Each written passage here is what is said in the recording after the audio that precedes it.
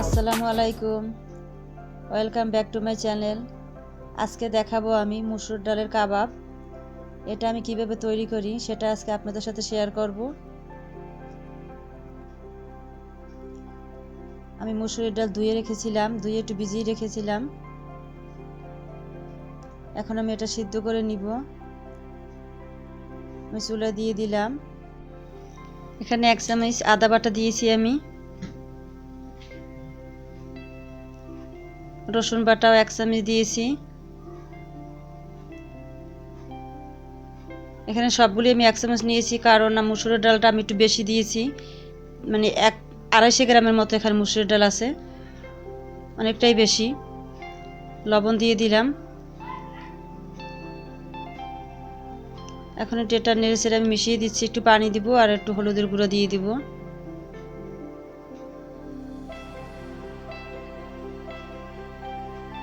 একটু হলুদ গুঁড়ো দিয়ে দিলাম।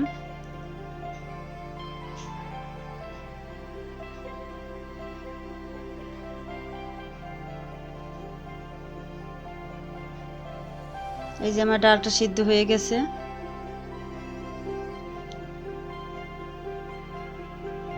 এখানে আমি 2টি তেজপাতা দিয়েছিলাম, কারণ ডালটা একটু বেশি আমার, এর কারণে।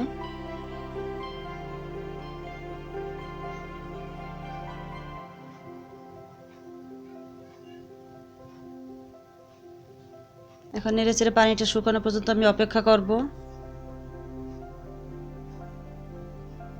এই যে আমার ডালটা হয়ে গেছে সিদ্ধ। এখন আমি সবগুলো উপকরণ এক এক করে দিয়ে দেব। এখানে 1 বাটির মতো পেঁয়াজ কুচানো আছে, পুরোটাই আমি দিয়ে দিব।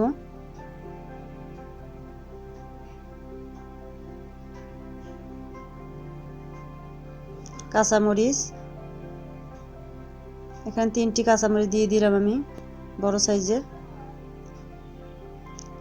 এখানে আদা রসুনের পরিমাণ কমই আছে, অল্প অল্প করে দিয়ে দিলাম, হাফ চামচ করে। এটা গরম মশলার গুঁড়া।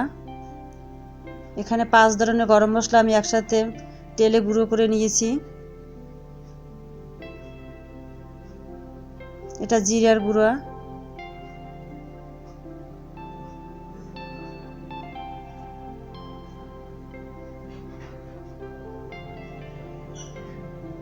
গোলমরিচের গুঁড়ো দিয়ে দিলাম এখন আমি।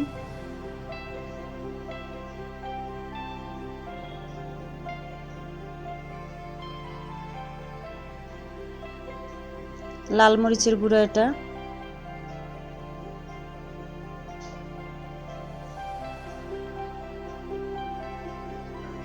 এখন আমি ব্রেড গ্রামটা দিয়ে দিচ্ছি।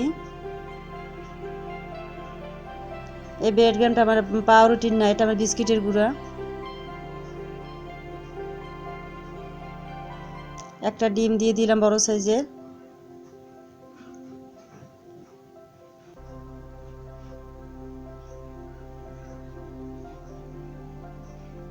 এখন আমি সবগুলো উপকরণ একসাথে মেখে নিচ্ছি।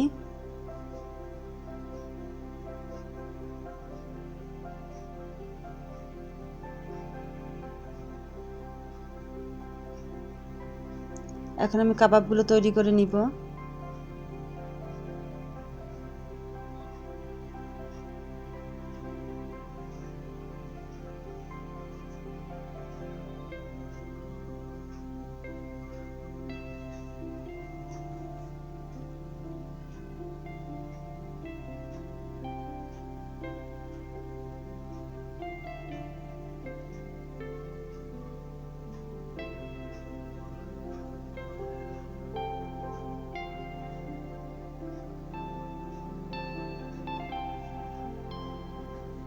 কাবাব একটু ঝাল ঝাল হবে, ঝাল ঝাল হলে খেতে অনেক মজা লাগে। সবগুলো আমি এরকম করে শেপ করে নেব।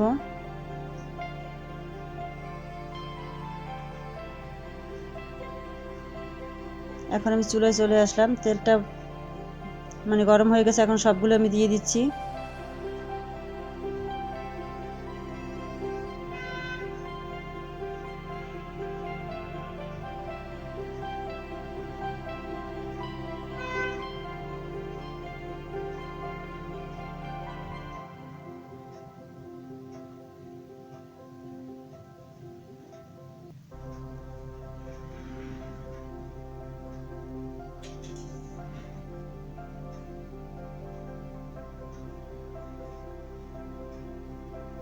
এখন আমি একটা একটা করে যেগুলো হয়ে গেছে সবগুলো তুলে নিব।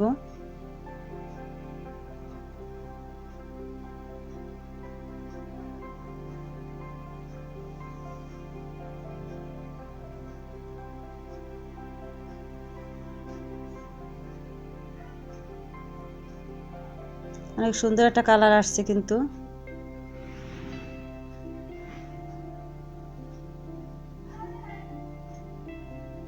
এবং খুব সুন্দর একটা ঘ্রাণ বেরোচ্ছে।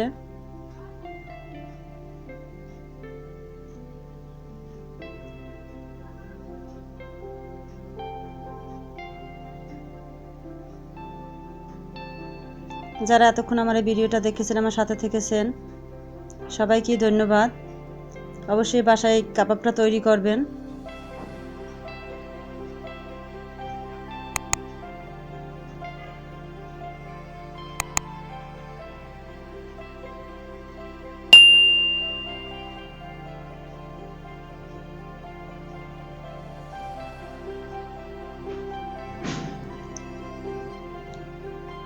এই দেখুন আমার কাবাবটা অনেক সুন্দর হয়েছে।